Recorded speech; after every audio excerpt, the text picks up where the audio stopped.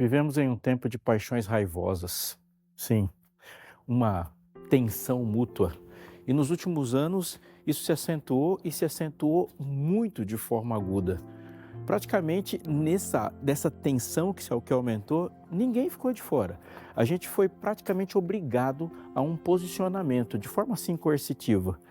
E nisso, famílias experimentaram rupturas e você pode perceber que uma geração se descolou ainda mais uma das outras.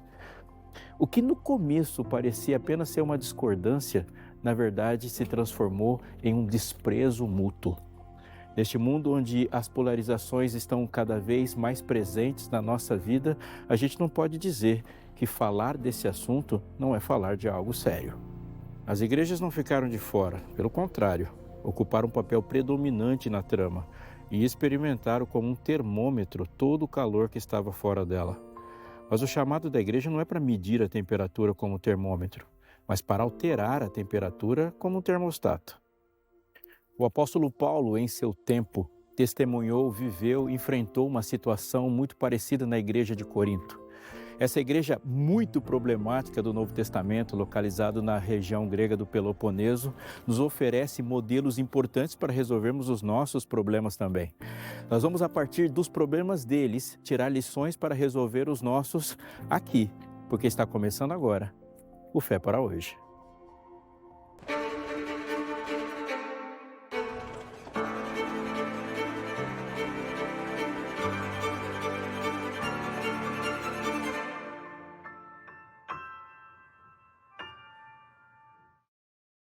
Em 1 Coríntios capítulo 1, no verso 21, está escrito assim: Onde está o sábio? Onde está o escriba? Onde está o questionador deste mundo? Não é fato que Deus tornou louca a sabedoria deste mundo? Visto que na sabedoria de Deus o mundo não o conheceu por sua própria sabedoria, e Deus achou por bem salvar os que creem por meio da loucura da pregação. O primeiro conselho de Paulo para as pessoas da atualidade é de fundamental importância e não poderia começar de outra forma, porque ele fala de três coisas intimamente ligadas, e são elas: a sabedoria, a salvação e a pregação. Diante desse problema colossal do pecado, não há nenhum recurso humano capaz de enfrentá-lo, nenhum. Por mais que nos ofereçam propostas políticas, ideológicas ou terapêuticas, a verdade é que a sabedoria humana se restringe aos limites da própria visão humana. E ela é contaminada, marginalizada e ela está presa dentro do seu próprio egoísmo. A Bíblia vai nos dizer repetidas vezes que todos nós, de alguma forma, temos uma consciência de que alguma coisa está errada. Por todos os cantos do mundo e em todas as culturas espalhadas nos continentes, existem compreensões distintas da origem da vida, do propósito do mundo e desse propósito do mundo no universo. E a gente tem algumas compreensões de seres inteligentes além de nós, mas todos têm um ponto em comum: há o mal. Essa compreensão, não necessariamente feita a partir de alguma religião organizada e reconhecida, está aí diante de todos. Você e eu podemos facilmente ouvir cientistas dizendo, e eles fazem isso o tempo todo, dos problemas que enfrentamos. E não são poucos. Mas mesmo que tenhamos alguma noção da imperfeição que nos rodeia e nos constitui, não podemos saber muito mais do que isso. As explicações sobre a origem do mal e os dilemas filosóficos que qualquer explicação traz consigo vão inevitavelmente falhar em muitos pontos importantes, e a gente acaba derrotado em nossa própria inteligência. A verdade é que todos os recursos intelectuais que dispomos, bem como as instituições que criamos, como a política, a ciência e as suas formas de saber, podem sim usar seus instrumentos de compreensão para explicar ilimitadamente agir sobre o mundo como ele é, mas ele é caído e essa realidade não pode ser mudada por nenhuma instituição. Mas o Evangelho do Reino não se limita ao mundo como ele é, ele fala do mundo como ele foi originalmente criado. E isso nos leva a saber qual é o seu propósito, e somente pelo Evangelho da Redenção podemos saber como o mundo será. Como povo, devemos ser gratos, porque mesmo que Deus não possa ser conhecido pela sabedoria humana danificada pelo pecado, o Criador não se prendeu à nossa própria incapacidade. mas ele comunicou as verdades eternas por meio de um instrumento, a pregação do Evangelho. Nos versos anteriores, o apóstolo afirmou que certamente a palavra da cruz é loucura para os que se perdem, mas para nós que somos salvos, ela é o poder de Deus. Isso está no verso 18. Ele nos diz sobre 2 sintomas que indicam salvação e perdição. Ao falar sobre a loucura dos que se perdem, escrevendo em grego, ele usa um tempo verbal que pode ser corretamente traduzido dessa forma: os que estão se perdendo. Com isso, ele está dizendo que é uma característica de quem está caminhando para longe de Deus negar a superioridade e a sobrenaturalidade do Evangelho. Eles fazem isso classificando-o como ilógico e irracional. Essa atitude a gente testemunha com muita frequência. Paulo diz também que uma característica de quem está sujeito à operação do Espírito Santo é o discernimento das coisas de Deus.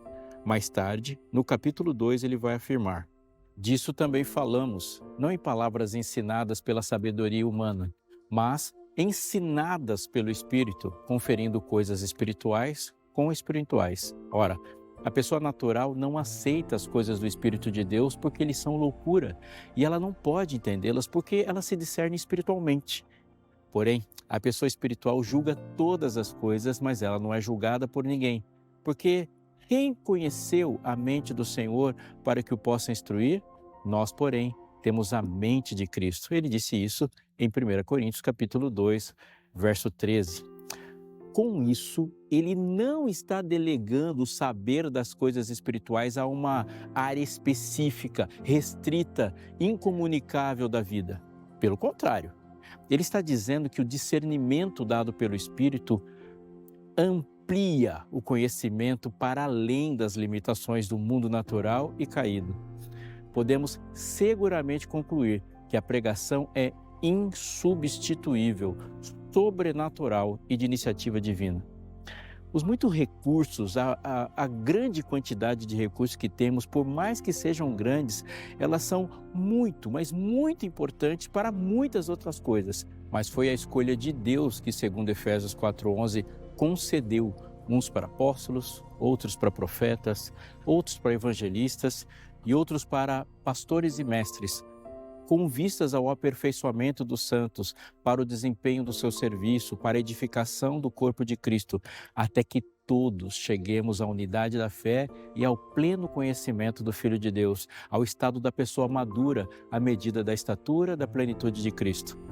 Essa é a apresentação do quarteto evangélico de Deus: apóstolos, profetas, evangelistas e um último grupo que é conectado, pastores e mestres, testificando que a pregação é a escolha de Deus para comunicar verdades eternas e transformar corações.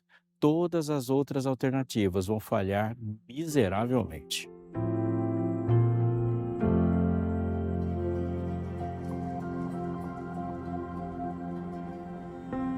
Em 1 Coríntios capítulo 4, dos versos 1 a 4, Paulo vai abordar um assunto agudo, pontual e que tem atravessado os séculos, influenciando muitas pessoas e, por que não dizer, adoecendo muitas pessoas. Ele vai falar sobre julgamentos, sobre reconhecimentos, por essa nossa busca faminta por likes, mesmo que em outros momentos da história elas não tenham esse nome. O texto começa assim: assim, pois, importa que todos nos considerem como ministros de Cristo e encarregados dos mistérios de Deus.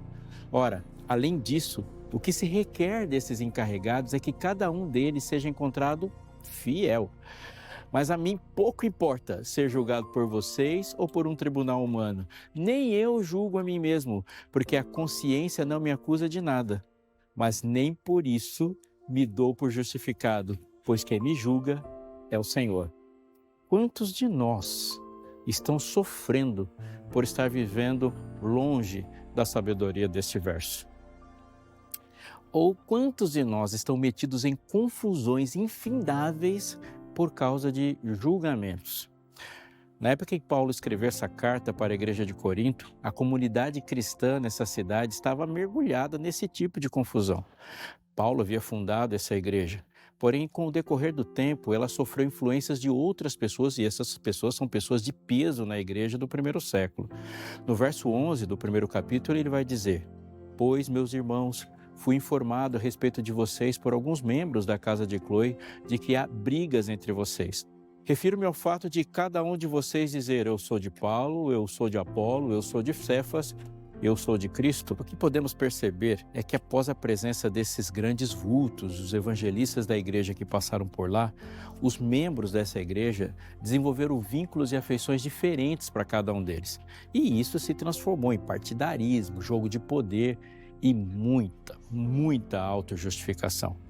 Para um povo desgastado e desunido por suas posições ideológicas e religiosas, o apóstolo Paulo vai levantar o infalível diagnóstico divino.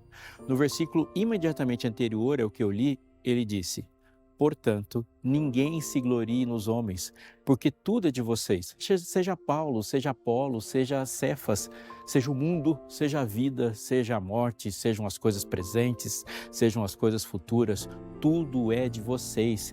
E vocês são de Cristo e Cristo de Deus. Ele disse isso em 1 Coríntios capítulo 3, no verso 21. Ninguém se glorie. Paulo atinge o ponto crucial de onde as dissensões começam: o orgulho. Tanto Paulo como Cefas e Apolo estavam, na verdade, sendo as justificativas para uma disputa de quem, dentre eles, os membros, era melhor. E, portanto, quem era superior. Não era uma questão de estar certo ou estar errado, mas como o ego se manifestava em seu complexo de superioridade.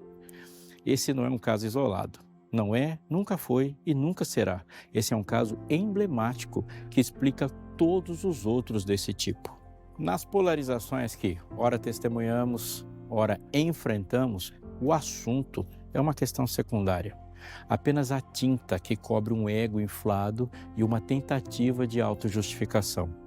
E atente para isso. Em Romanos 3,27, o próprio Paulo vai dizer: onde fica então o orgulho? Foi totalmente excluído. Por meio de quê? Por meio da lei? A lei das obras? Não, pelo contrário, por meio da lei da fé. Por mais que tentemos fugir do óbvio que se opõe a nós, orgulhar-se ou vangloriar-se é um outro termo para justificar-se. Ou seja, é a nossa forma de encontrar um meio de que seja correto para todas as pessoas sermos tratados como a gente quer ser tratado. Há um portanto oculto sempre depois de um eu sou declarado. Eu sou e se completa assim o elogio. Eu sou branco, eu sou negro, eu sou desse partido, eu sou de outro, eu sou desse país. Mas depois de eu sou isso, portanto, aí vem o prêmio. Depois de uma autojustificação, logo vem as exigências dessa identidade de grupo usada para reforçar uma identidade individual. Porque por trás de todo elogio que um homem faz para si mesmo está a crença nos direitos que esses elogios trazem. O que Paulo está apontando é a solução para as nossas querelas ao afirmar que nenhum de nós é merecedor de nada. Também não é menos importante, mas ele está trazendo para a superfície dos nossos pensamentos que todos os julgamentos humanos são imperfeitos e inclinados para o nosso egoísmo, inclusive os elogiosos. Depender deles é colocar em risco essa vida presente e também a futura. A saúde vai embora. Há somente uma justificação infalível para o amor que precisamos receber. É a justiça que vem de Deus e não de outra pessoa, não de outro grupo e muito menos de nós mesmos.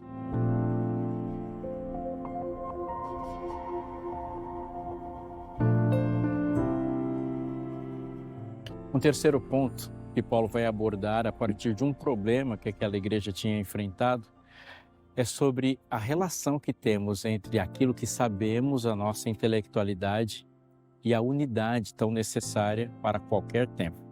Em 1 Coríntios 8, do verso 9 em diante, ele diz: mas tenham cuidado para que essa liberdade de vocês não venha de algum modo a ser tropeço para os fracos. Porque se alguém enxergar você, que tem conhecimento, sentado à mesa no templo de um ídolo, será que a consciência do que é fraco não vai ser induzida a participar de comidas sacrificadas a ídolos? E assim, por causa do conhecimento que você tem, perde seu irmão fraco, pelo qual Cristo morreu. E deste modo, pecando contra os irmãos, ferindo a consciência fraca que eles têm, é contra Cristo que vocês estão pecando. E por isso, se a comida serve de escândalo ao meu irmão, nunca mais comerei carne, para que não venha escandalizá-lo. Ele termina o texto no verso 13.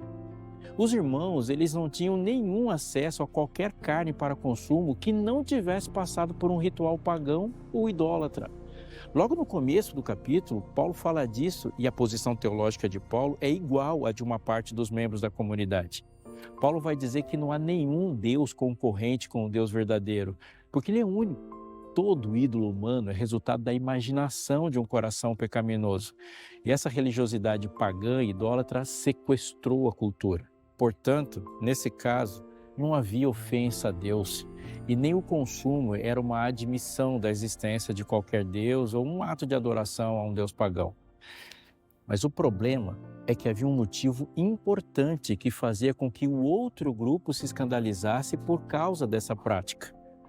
Algumas pessoas da comunidade de fé eram advindas desses cultos pagãos, tendo todas as experiências anteriores à conversão muito vívidas na memória, e isso era para eles um significativo desconforto. A posição que poderia ser defendida diante do dilema em que a igreja se encontrava era a do primeiro grupo. O próprio apóstolo Paulo atesta isso. Mas isso não encerra a discussão, porque existe uma crucial diferença entre ganhar as pessoas e ganhar das pessoas. Nossa formação cultural, intelectual, teológica, ela pode nos dar boas armas e armas necessárias para vencermos um debate com aqueles que se opõem a nós e se opõem ao que está revelado. Mas isso nem de longe significa que o nosso trabalho com isso já está realizado, porque as pessoas são livres. Ou seja, elas podem simplesmente continuar fazendo o que estavam fazendo antes do que a gente falou, a despeito do debate. Ganhar um coração exige muito mais do que um domínio de ferramentas de compreensão de texto. É necessário atravessar todas as barreiras culturais, emocionais, intelectuais da mente para chegar ao código-fonte do comportamento. E isso eu estou falando de vontade, a vontade. Sem amor, segundo Paulo, isso é impossível. Sem amor, um grupo pode conseguir estar reunido e mesmo assim não estar unido. Os discípulos não estavam apenas reunidos por ocasião do Pentecostes, eles estavam reunidos e unânimes. Os construtores de Babel se reuniram e o projeto desmantelou-se por falta de unanimidade. Eles se separaram e cada um estava falando de um jeito. No Pentecostes, a unanimidade na oração produziu uma unidade tão sólida que a multidão se uniu diante deles e eles também se uniram, falando de tal forma que todos os ouviram falar a mesma língua, da maneira como eles estavam ouvindo.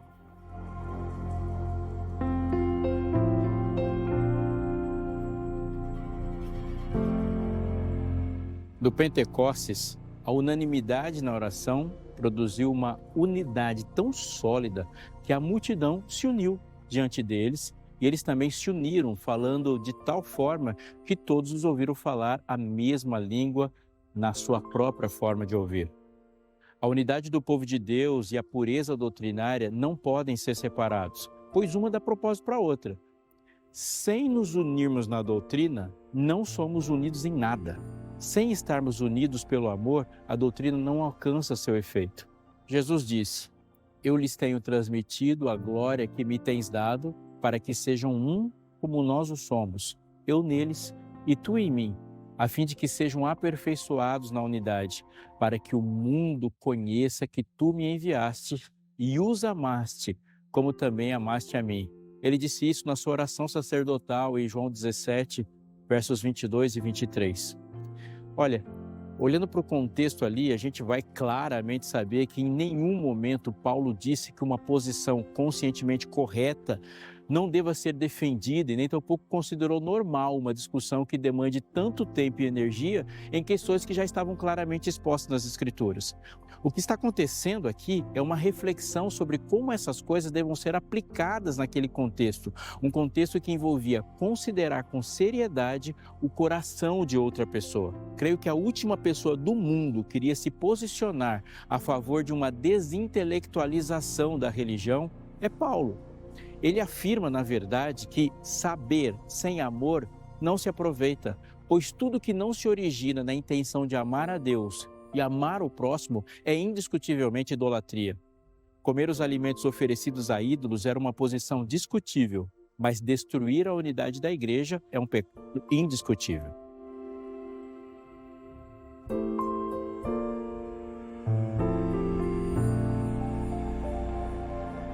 Por fim, Paulo vai falar dos problemas de Corinto, argumentando poderosamente sobre um outro aspecto da polarização. Em 1 Coríntios capítulo 10, dos versos 18 a 22, ele diz: considere o Israel segundo a carne. Não é verdade que aqueles que se alimentam dos sacrifícios são participantes do altar? O que quero dizer com isso? Que o que é sacrificado ao ídolo é alguma coisa? Ou que o próprio ídolo tem algum valor? Não, digo que as coisas que eles sacrificam são sacrificadas a demônios e não a Deus. E eu não quero que vocês estejam em comunhão com os demônios. Vocês não podem beber o cálice do Senhor e o cálice dos demônios. Não podem ser participantes da mesa do Senhor e da mesa dos demônios. Ou provocaremos ciúmes no Senhor? Somos por acaso mais fortes do que Ele? Em 1 Coríntios 8, Paulo chama a atenção da igreja para o fato de que a realidade de Deus é única. Não há nenhuma outra divindade concorrendo com Ele. Todos os ídolos mundanos não são falsos apenas por não cumprirem o que prometem, mas pelo fato de eles não existirem. Ele foi taxativo. Não são falsos porque não abençoam. Eles são falsos porque não existem. Mas agora ele vai advertir contra um outro perigo mortal. Embora não exista nenhum outro Deus no universo, existe a realidade do mal no universo. E por isso, essa realidade não pode ser ignorada. Pela carta de Paulo, Deus está fazendo soar um alarme para nos despertar do nosso torpor. Primeiro, ele nos chama a atenção para a história. Quem não é capaz de aprender com o passado está condenado a viver amarrado na sua imaturidade. Em Romanos 15:4 está escrito: pois tudo que no passado foi escrito, para o nosso ensino foi escrito, para que pela paciência e pela consolação das Escrituras tenhamos esperança. Israel não se deu bem em flertar com a idolatria, mesmo tendo sido avisado com veemência a respeito disso. Mas a despeito dos avisos, o flerte se transformou em um relacionamento sério e daí degringolou para tóxico e abusivo, como é todo relacionamento idolátrico. Quando o povo de Deus se entregou aos deuses dos outros povos, ele esqueceu do básico. Aqueles deuses são de outros povos e eles se tornaram a pedra de tropeço de Israel. É sempre importante ter em mente que os nossos tropeços não acontecem em montanhas, eles acontecem em pedrinhas. As pequeninhas, as que ignoramos, aquelas que a gente não vê perigo nenhum. O passado prega insistentemente. Ele levanta diante de nós uma inexorável realidade de que não existe nenhuma possibilidade de equilíbrio quando do outro lado da balança está o mal. Com o mal não se negocia e a história se torna para os rebeldes uma implacável testemunha de acusação. Outra advertência muito importante para eles e para nós foi dita. Anota aí, Não existe neutralidade do mundo, não existe espaço intermediário, não existe organização material, não há cultura, não há arte que seja neutra, não existe posicionamento político e econômico, como também não há religião quase certa. Para ser caracterizado como bem, algo deve se definir e se apresentar 100% puro e bom, sem uma mancha sequer de contaminação do mal. Mas para o mal ser mal, basta ser 99% bem. Eu gosto desse exemplo do relógio. Quando o ponteiro do relógio aponta para 12:00 e 1 segundo, isso já é boa tarde. Toda concessão ao mal é mal total. E aqui está o arco que cobre todos os conflitos da terra. Há um grande conflito entre o bem e o mal e todos nós estamos envolvidos nele. O Salmo 2 começa com uma radiografia do mundo. Por que se enfurecem as nações e os povos imaginam coisas vãs? Os reis da terra se levantam e as autoridades conspiram contra o Senhor e contra seu ungido. As nações, desde que o mundo experimentou o mal, vivem em fúria e conflito. As disputas estão ocorrendo em todas as áreas possíveis. Povos lutam enfurecidos por territórios, pelo valor da sua moeda, por mercados e até pelo espaço. Mas todas elas têm um ponto em comum: elas conspiram. Todas elas conspiram contra o Senhor e seu ungido. Não importa o enredo, no capítulo final, na história de qualquer lado dos conflitos que nós estamos vendo entre os homens, Jesus e seu povo não estão presentes. Existe uma polarização de verdade, mas ela é entre o bem e o mal, entre Cristo e Satanás. Esta é a verdadeira guerra. Agora, abra o seu coração para o que está revelado. O mal não é capitaneado por um Deus. Não há nessa guerra forças equivalentes. Mas o que Paulo está dizendo é que, da mesma forma que não existe salvação sem um Salvador, também não existe tentação sem um tentador. Satanás não é o único envolvido em todos os pecados que a humanidade comete, mas ele existe, tem planos e estratégias, e uma das suas maiores habilidades é se camuflar diante da cegueira da nossa autoconfiança. Desde o princípio ele tenta, e muitas vezes com considerável sucesso, desviar o nosso olhar de onde de verdade a guerra está acontecendo.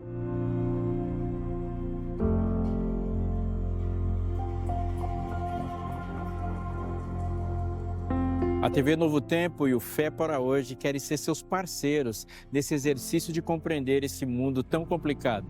Para isso, a gente quer continuar com você mesmo depois que o programa acaba. Olha só, eu tenho uma dica para você. Essa revista Esperança Novo Tempo, Verdades para o Tempo do Fim. E dizer verdade para o tempo do fim é dizer verdade para o nosso tempo. Sim, estamos no tempo do fim. E mais informações sobre esse tempo são encontradas aqui nessa revista, as que eu falei nesse programa e muitas outras que você pode parar, estudar no seu tempo, na sua calma e acompanhado.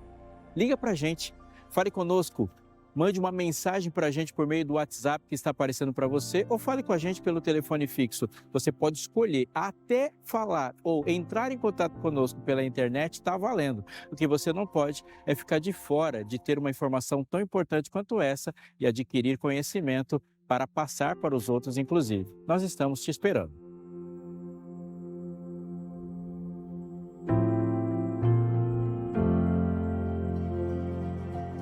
No episódio de hoje, nós ouvimos Paulo falando à igreja de Corinto e de lá para a gente, enfrentando os problemas de polarizações que, quando o assunto é pecado, só se resolve com graça, e a graça é transmitida por meio da pregação.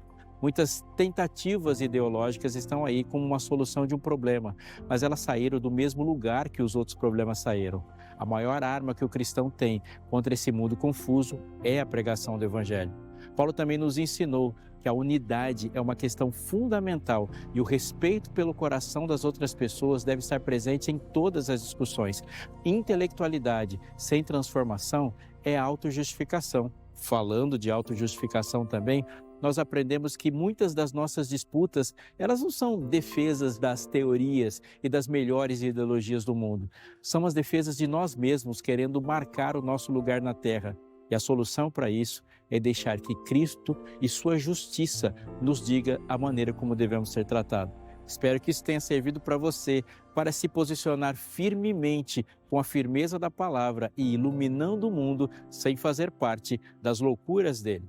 E falando em firmeza, não perca o próximo episódio, porque a gente vai falar em como você pode manter a mente firme diante de todas as tentações de ideias que estão nos bombardeando neste tempo. Assim, firme como um farol numa ilha. Então eu tenho um encontro marcado com você no próximo Fé para Hoje, lá no Farol da Barra, aqui na bela Salvador.